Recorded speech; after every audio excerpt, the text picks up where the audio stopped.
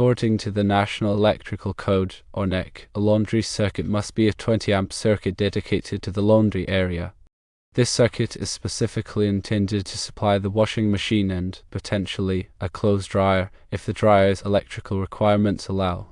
However, if a second circuit is added to the laundry room for convenience, the NEC allows this second circuit to be used for general purpose use. This flexibility means the second circuit is not restricted to serving only laundry-related equipment. It can be used to power various electrical devices, including lighting, small appliances, tools, or any other standard electrical load. The primary requirement for the second circuit is that it must be appropriately sized for the anticipated load it will serve.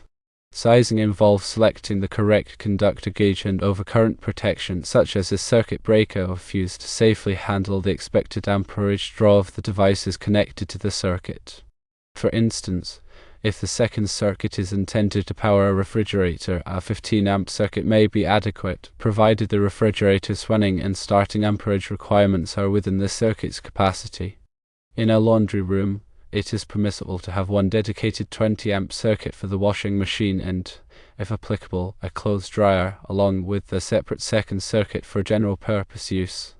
This second circuit is not bound by the restrictions of the dedicated laundry circuit and can be extended beyond the laundry area to power other devices in the vicinity. This allowance offers increased flexibility in electrical design and appliance placement. To understand the implications of these rules, it's helpful to consider the practical considerations that underpin them. The dedicated laundry circuit aims to prevent overloading and potential fire hazards associated with the high amperage draw of washing machines and dryers. These appliances often operate simultaneously or in quick succession, potentially exceeding the capacity of a shared general-purpose circuit. By mandating a dedicated circuit, the NEC ensures that these heavy-duty appliances have a reliable and safe power source.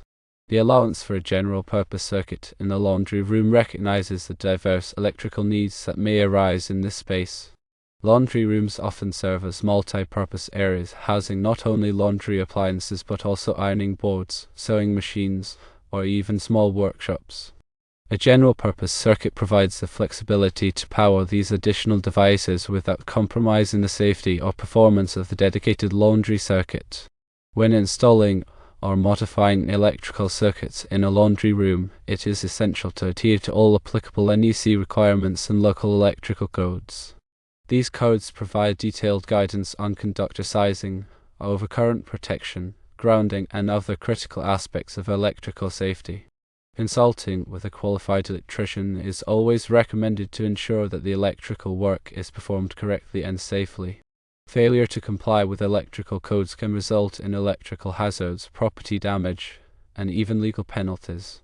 Firstly, the NEC defines a branch circuit as the circuit conductors between the final overcurrent device protecting the circuit and the outlet. Outlets are points on the wiring system at which current is taken to supply utilization equipment. Secondly, a 20-ampere laundry circuit is required to supply the laundry receptacle outlets. This circuit is required to supply only laundry receptacle outlets, meaning it cannot supply lighting or other outlets outside the laundry area. Thirdly, the NEC provides exceptions. An exception to this rule states that the laundry circuit can supply other receptacle outlets in the laundry area if they supply only equipment that is part of the laundry operation, such as a gas dryer. Fourthly, it is important to note that the NEC is a minimum safety standard. Local codes may have additional requirements. For example, some jurisdictions may require all receptacles in a laundry room to be GFCI protected, regardless of whether they are part of the laundry circuit. Fifthly, proper sizing of the general-purpose circuit is crucial. The circuit's ampacity must be sufficient to handle the anticipated load. This involves calculating the total amperage draw of all devices that will be connected to the circuit simultaneously. Sixthly, overcurrent protection is essential. A circuit breaker or fuse with the appropriate amperage rating must be installed to protect the circuit from overloads and short circuits. The overcurrent protection device must be sized to protect the conductors in the circuit.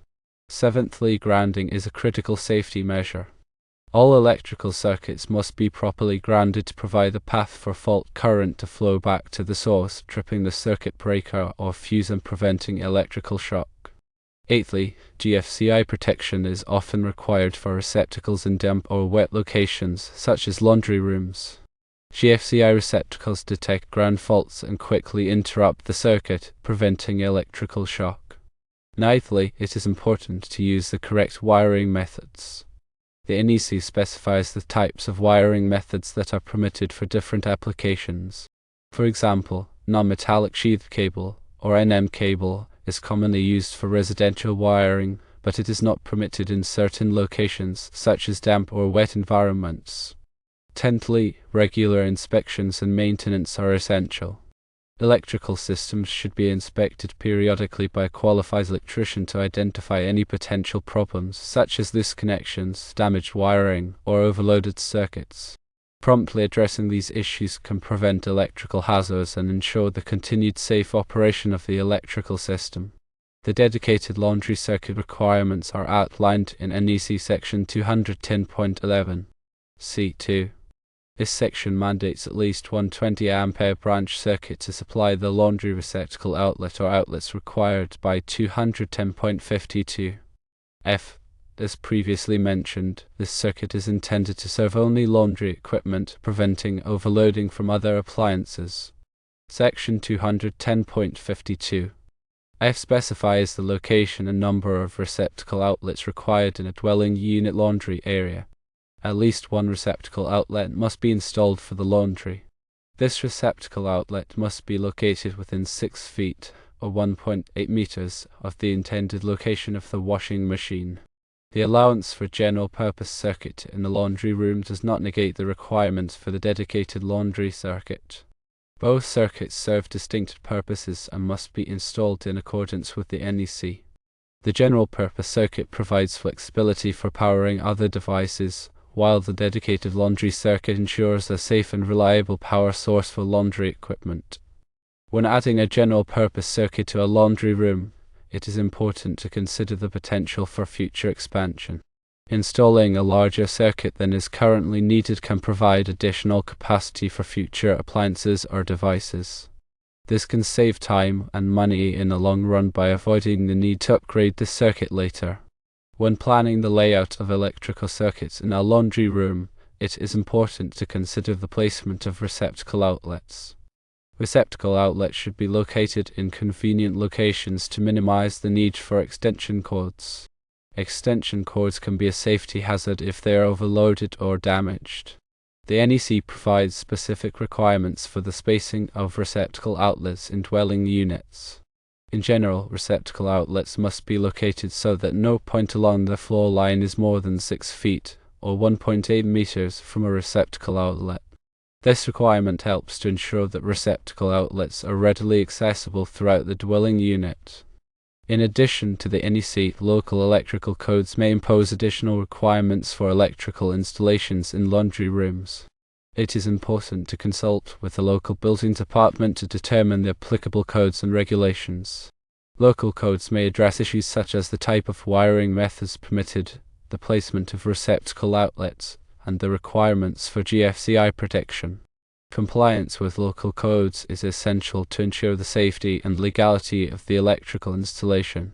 The NEC is updated every 3 years, so it is important to stay current with the latest edition.